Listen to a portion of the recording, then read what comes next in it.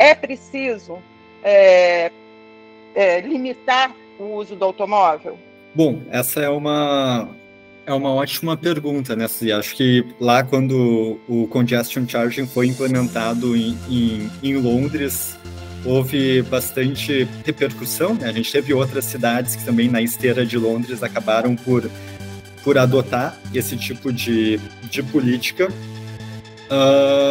mas ele acabou não se disseminando tanto quanto esperado, né? Houve, se não me engano, a própria Bogotá discutindo, Nova York também, algumas discussões mais tímidas dentro do Brasil, mas sem avançar tanto assim. Acho que um ponto importante para a gente comentar aqui é que essa é só uma das políticas de restrição de viagens. E quando a gente fala nisso, a gente sempre tem que pensar pelos dois lados, né? A gente tem que trabalhar com incentivar o uso dos meios mais sustentáveis, ao mesmo tempo também que se restringe o uso, ou se otimiza o uso do automóvel, né? O que a gente precisa ver também, quando a gente fala sobre a restrição ao uso do automóvel, não é tanto uma restrição, né? Mas é uma forma de otimizar e taxar pelas externalidades negativas que os diferentes usos impõe a toda a sociedade, né? Porque quando a gente anda, enfim, de automóvel, acaba que o custo para a sociedade é muito maior do que quando a pessoa se desloca a pé, ou de bicicleta, ou de transporte coletivo. Então, o que estaria fazendo era, de certa forma,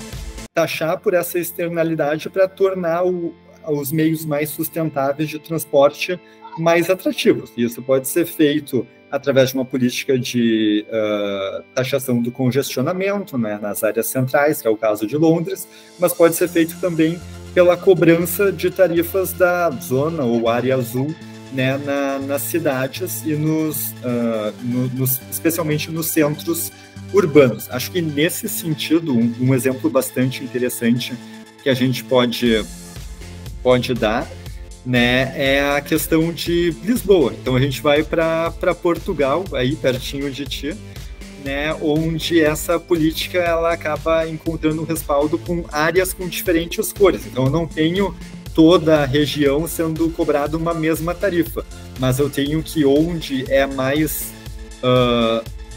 tem mais serviço, onde a procura é maior, né, a gente tem uma cobrança de um valor maior em função, né, dessa procura. A básica lei da oferta e demanda, né, e quanto mais distante fica, menor é esse custo para deixar um mesmo período de tempo. E um tempo atrás, né, a gente fez uma oficina sobre justamente políticas de estacionamento rotativo com as cidades do grupo de benchmarking Qualiônibus, que o WRI Brasil coordena, né, e é uma rede com 29 cidades e também empresas operadoras do transporte coletivo que tem como foco qualificar os serviços, mas que a discussão também é um pouco mais ampla do que só o serviço de transporte coletivo.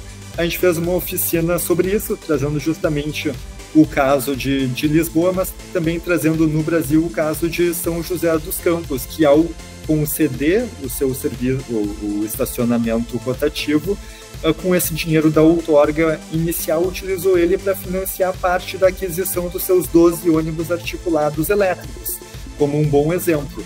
E nisso a gente disseminou essa ação, mergulhou a fundo mesmo para entender como eles tinham conseguido fazer isso, como funcionava a política e tudo mais, e a gente conseguiu com que Porto Alegre e Novo Hamburgo também revisitassem as suas políticas de estacionamento, né?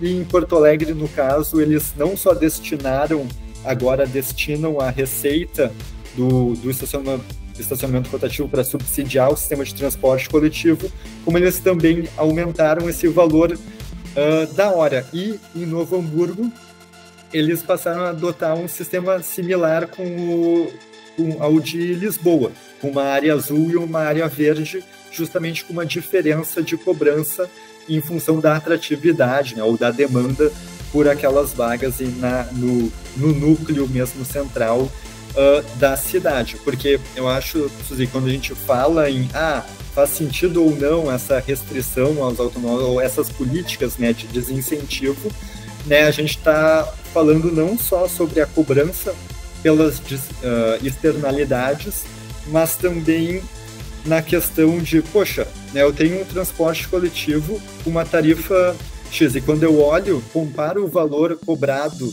valor hora cobrado no estacionamento rotativo das cidades com o valor da tarifa, a gente vê uma disparidade assim imensa. Né? E quando a gente olha quem é a pessoa que se desloca em automóvel e quem é a pessoa que se desloca em transporte coletivo, eu tenho que, na média, quem se desloca em transporte coletivo tem a renda familiar de até 2 salários mínimos. E esse não é o caso de quem se desloca em automóvel, mas aqui quem se desloca em transporte coletivo paga muito mais, né, em termos desse deslocamento, uma ida e volta, que seja, fique 2 horas no local onde está indo, do que quem